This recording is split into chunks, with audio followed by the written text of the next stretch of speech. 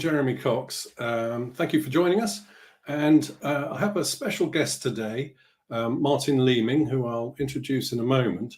But just to give you a little bit of background, what this is about is regenerative business. And I've been researching this over the last sort of 17, 18 months, ever since I had an inspiring visit to Zoho's headquarters in Chennai and saw at first hand what a regenerative business actually looks like. But one of the things I've observed in the course of my research is that most businesses, or many businesses, have a desire to be regenerative, but they need help. Specifically, they need technological help to be able to make the big shift on reductions of CO2 or whatever it might be. Now, today I'm introducing Martin Leeming, who has had an interesting employment history. He used to be a director of Asda, one of the largest UK retailers, now owned by blimey, it's gone out of my head. Walmart, that's it. What struck me as incredible is, well, first of all, I've known him for about 30 odd years. We often go to the same pub up in Upperthorne called the Royal Oak. And usually we don't talk about work. So you can spend years together and still have no idea what the other person's doing. And Martin, a few years ago, left Asda to set up a new company which provides an enabling technology for the fast-moving consumer goods companies. So let me introduce you, Martin. And please tell us your story, how you got started, why you made the jump. Hi, there he is. Hi, Jeremy. Yeah, I love this regenerative business stuff. And I'm had quite a fortunate career, really. I started off with a degree in engineering, funnily enough, and then at Cummins Engine Company, and then I went to Price Waterhouse for a bit, and then for some reason ended up at Asda in retail, which I actually loved, and I was there for 15 years, holding a number of director roles in supply chain and in trading. And I guess then a long story short, really, is we had a new CEO, and I got a big change management position, which was around source to shelf supply chain, with the idea if you can get it from the source to shelf cheaper than anybody else, then you can buy it cheaper than else, you'll probably win the game at the end of the day. So I did that and really enjoyed that. And then, as all things in big companies, the CEO left and the new CEO had different ideas and different things they wanted to try out. And I wanted to go back into trading, but obviously that route wasn't open. So I thought, you know what, now's the time to go and do something else. So I was kind of looking for something that sort of had all the things that I love and hold dear, and those in order probably are engineering, retail, and then importantly the environment as well. So that was the trigger for me, sort of looking for something where I could put my skills into that involved those three important things. So now you're the managing director of Ecopack Technologies. How did that actually start? Yeah, well, the start of the business goes back a long way. And like all these sort of innovations, there are a number of twists and turns along the way, and there'll probably be more coming as well. I'm sure there will. But in the late 80s, there was an explosion at an aerosol factory, which was quite serious, and it was caused by the wrapping technique that they used to bundle the aerosols at the end of the production line, if you like, to send them out to the retailers. So they put them, you're probably familiar with it because you've probably had a few beers, I'm guessing, in my time, and it's those trays with the thick plastic around them, and they create those. Yeah, they create those trays by basically putting thick plastic around them and then putting them through what's called a heat tunnel, which literally shrinks the plastic onto them and holds the packs together as they go through into the packing area, and that's what they use. So the idea that was to replace that, and they said, well, we can't have this happening again. We need to find a solution for this. And the simple solution, and it sounds simple on paper, say let's take stretch film, and you'll see in the video behind us, and take that film and stretch it around the product and let its own elasticity hold the product together. And that way you eliminate the heat from the process. And also it has another advantage, that it uses very thin films as well. So you can use a lot less plastic as well. So these were the original ideas behind it. And the original prototype was built in the late 90s. And we have a very there's almost a guru in this, in Peter Johnson, who actually was the head of a very successful textiles company in Huddersfield, who was always on lookout for sustainable technologies that he could sort of invest in as well. And he came across this one, and he actually built the first prototype in the early 90s, and it was specifically for aerosols. But funnily enough, it ended up in wrapping cans of Ben Shaw's pop, not cans, sorry, large 2-litre bottles of Ben Shaw's pop in Huddersfield. The Huddersfield business mafia got together to see if they could. That's how they work in this part of the world. As you know, Jeremy, it's who you know as well as what you know. So, yes. But what an amazing thing! They took that concept from nothing. And again, here's the first twist in the tale, I guess, is that it was huge, this machine. I mean, not to mention it was built by textiles people, so it was made of girders, if you like, and very substantial, solid kit. And it was basically too big, too expensive, and the commercial aspect wasn't there. And that's something, we need to think about in this. And there was also in the 90s, there was a very throwaway culture. It wasn't. There was no waste directives. There was no court-holds agreement, which was introduced by the supermarkets in the early 2000s, which basically took the waste agreement that was from the EC and turned it into simple terms, because retailers like simple terms that people can understand. And the EC waste directive wasn't really that simple, I think, is talking honestly, as most government papers aren't. So it got mothballed. Yeah, the whole thing got mothballed. Yeah, and I guess there wouldn't have. Sorry to interrupt, Martin, but there wouldn't have been that sort of push for reducing carbon footprint and stuff like that. And did anyone really care about plastics at that time? Probably only those that are sort of always been ahead of the game. But that's very, very few people or organisations as such. In fact, I did a little bit of research on your website, as you do, and there was one little picture that highlights the benefits, which are really quite astonishing. So, Paul, there you go. I mean, that one at the top's pretty impressive. Reduction of energy, 90%. I mean, that's staggering. Also, there's another one right at the bottom right. Carbon, 70% less carbon. Thin films, 70% less plastic. And we're hearing a lot about plastics and their polluting effects on the sea, etc. We're hearing a lot about carbon and climate change and all this sort of thing. So if there ever was a time where this kind of technology is necessary, it would appear to be now, wouldn't it? Yeah, indeed. And I think that's the first change. So this new invention that was about stopping explosion of heat tunnels suddenly had a new lease of life, didn't it? Suddenly packaging waste was important. Suddenly energy prices were going through the roof. And that's, if you plot energy prices back from the 2005, they've just been going up and up and up. And then obviously recently with the sort of the various world events, they've shot up even higher. But from that point on, the innovation here became about exactly that, and kind of, the thinking behind it is, look, if you use less of everything, not only will it cost less, but it's better for the environment as well.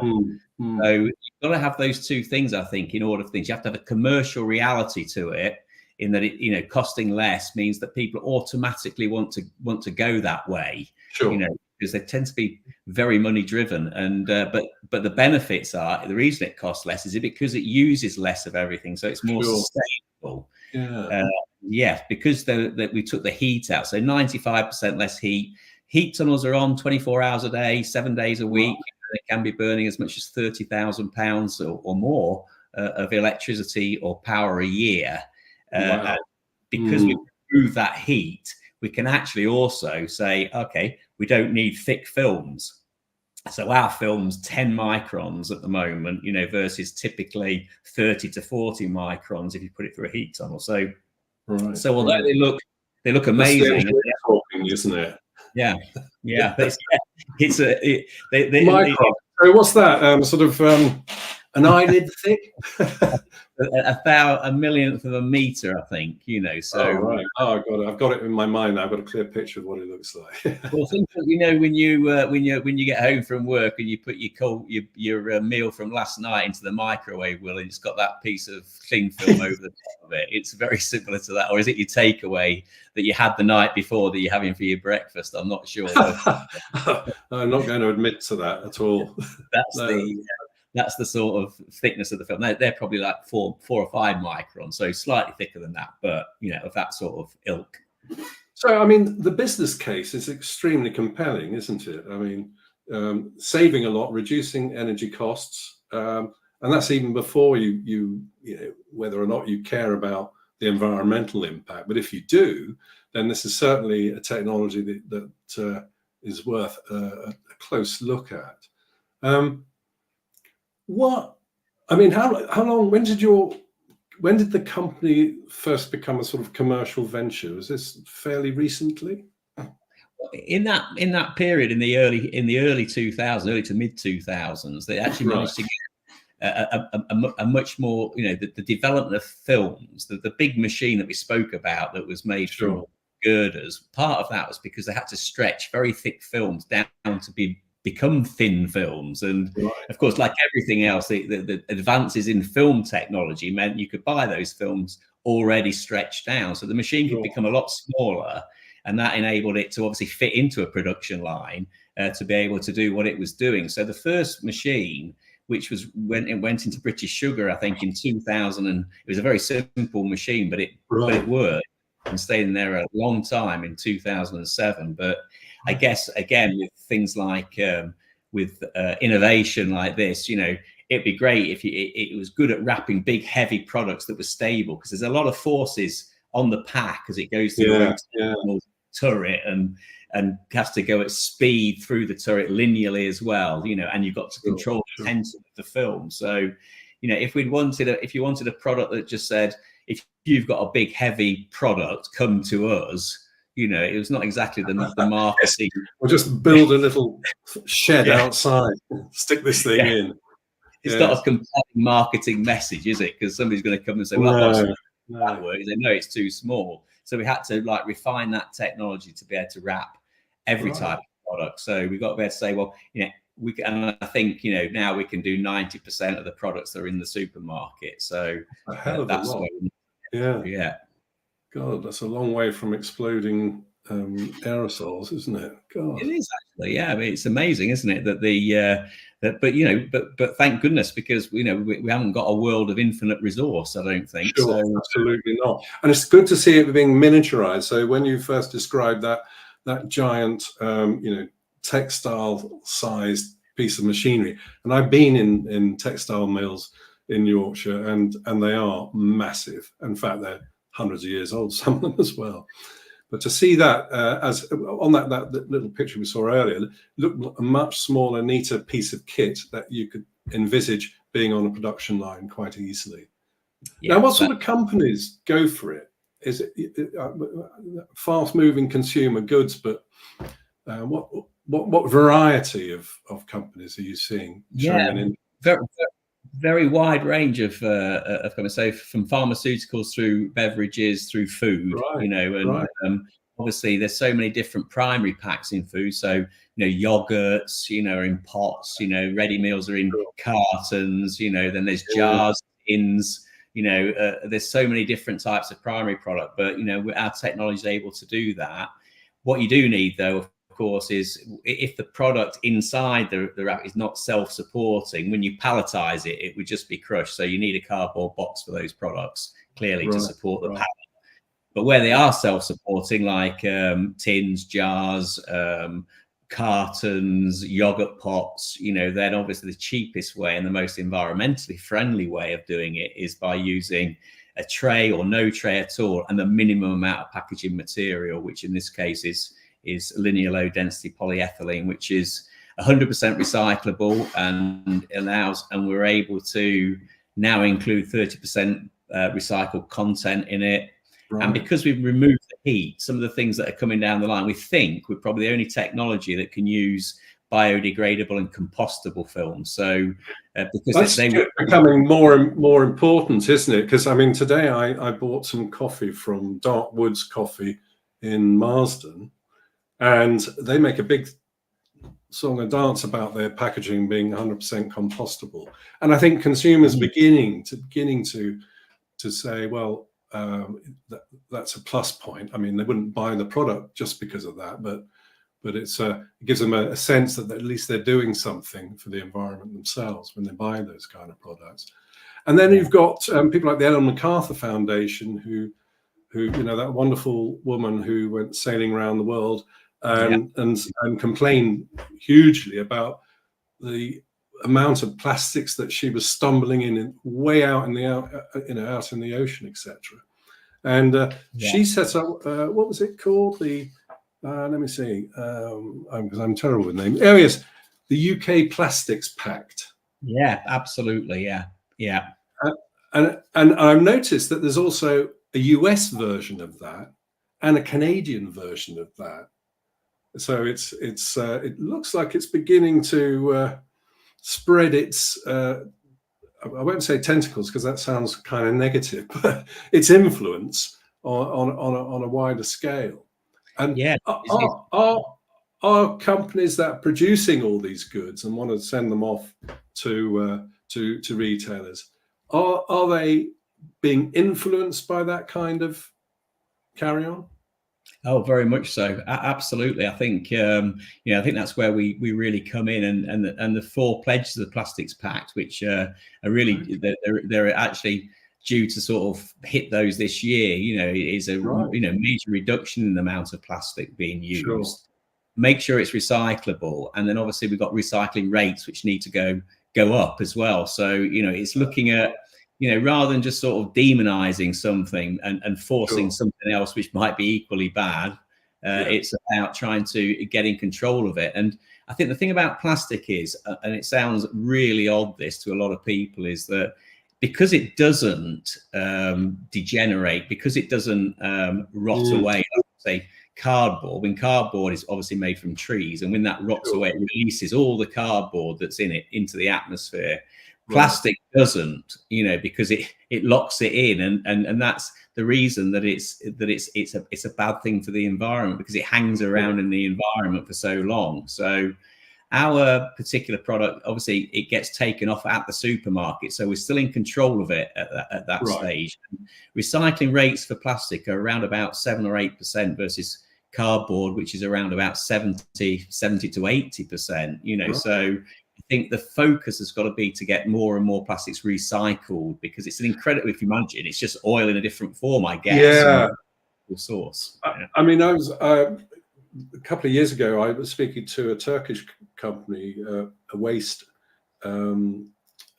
circular waste company, for want of a better term. And that's kind of what they do is they take waste and turn it into cash for themselves, obviously, but also to then send it on to others who can use it in their production.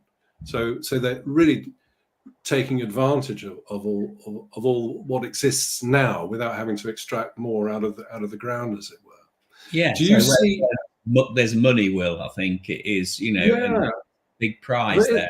Is that another opportunity for you? So if you're able to, you're providing these machines which wrap up everything, stick, and ends up on at the depot of the retailer or whatever to be put on shelves. Is there an opportunity there for somebody to take their what's left of the plastic and recycle it or bring it back to you? Absolutely.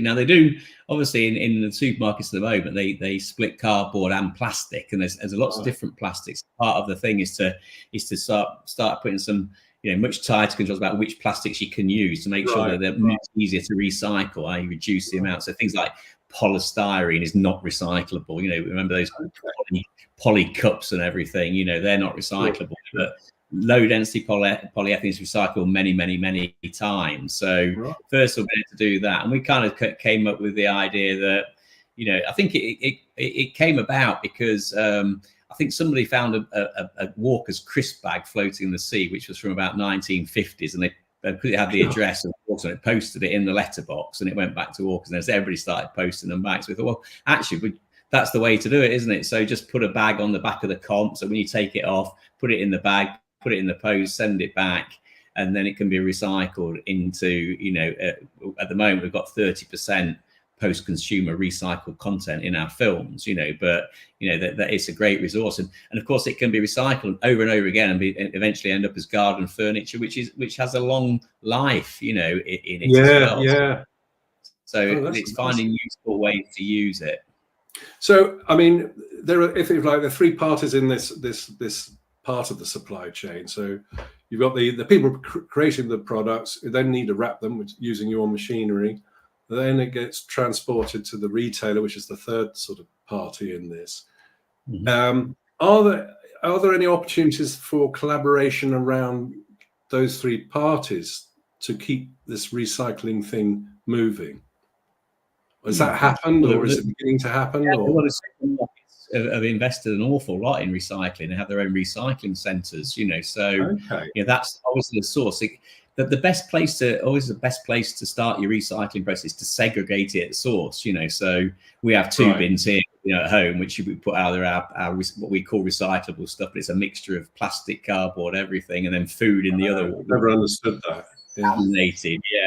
Whereas you split it down much more, so I think in Germany, they have often 7 or maybe even 12 bins where you oh my god, there, so bins are taking over the world. Oh, what a horrible thought. Yes. So, I mean, you're replacing, in effect, technology that involved a lot of heat and creating, you needed a lot of energy, etc. What's the market opportunity for your technology? Well, we reckon there's about 7,000 of these heat tunnels in the UK alone. So some of those are very, very small, which is be too small for us, and some of them are too big for us. But nevertheless, it's a very large market. And if you think all of those are burning electricity day in day, so the more of those, we consider it, our duty almost to replace those, because there is now a technology which is not only is it better, but it's cheaper as well. So, and then if you then, obviously, most countries in Europe are at least that big, and then the US is 50 times. Absolutely. You can see the scale of the problem, really. That in industrial terms, it's a relatively large market. But then again, there's a challenge of scaling to meet that nascent demand, isn't there? And is that something you would do directly, or do you anticipate licensing agreements with other companies, or how do you see that evolving? Or is this trade secrets? I'll give you my answer today. We're not on Dragon's Den, so you don't have to be too accurate. But I'll give you my answer today. And if you ask me next week, it has probably changed as well. Okay.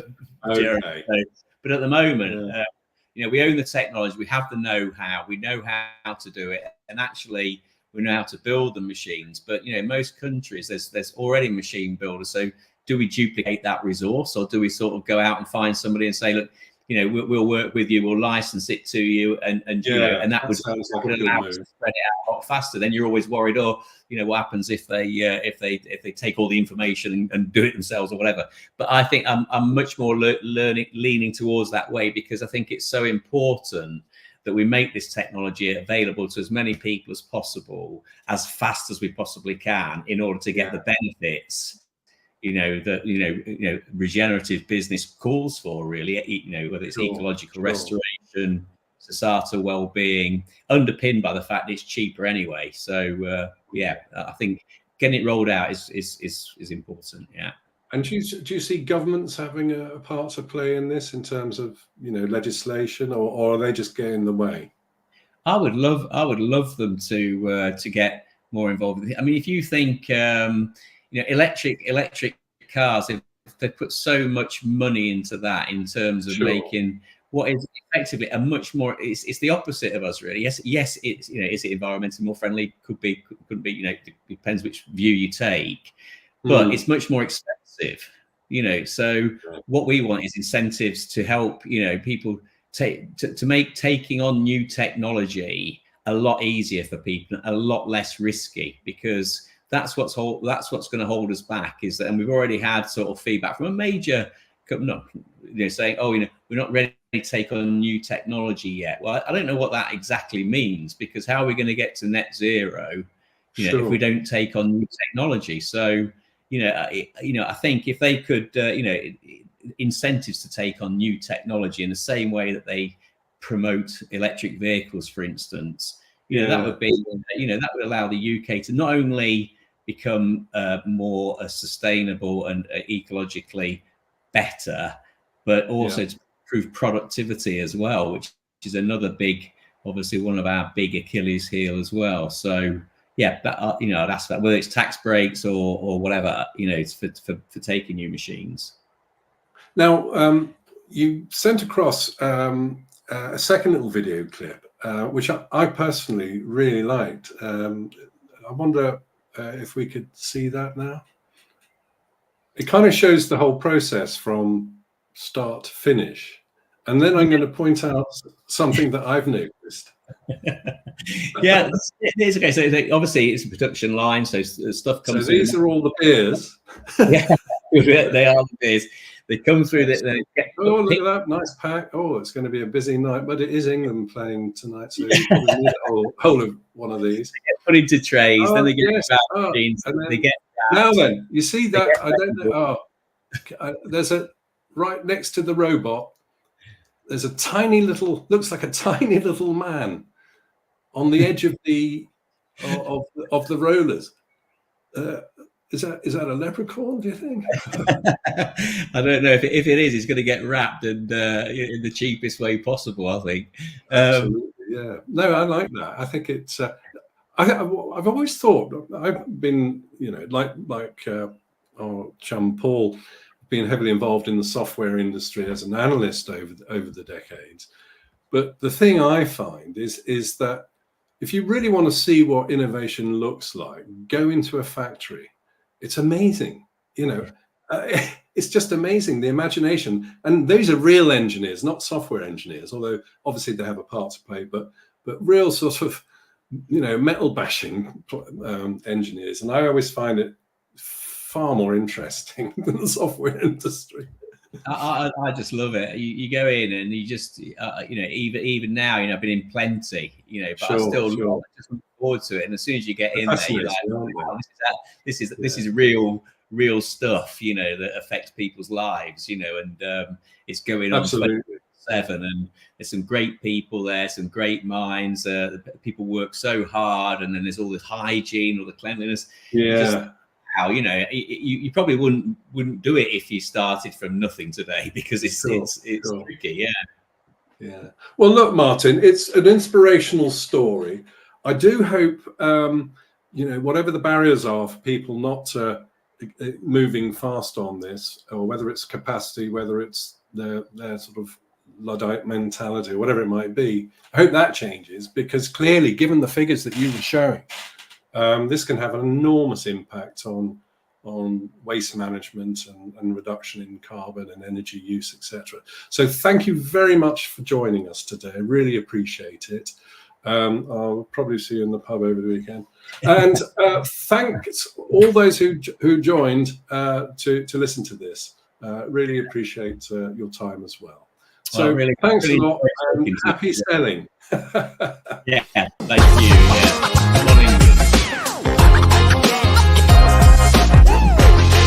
Yeah.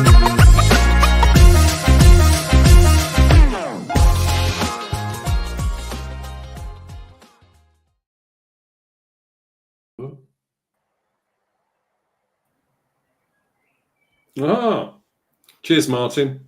And Paul, thanks for teeing up the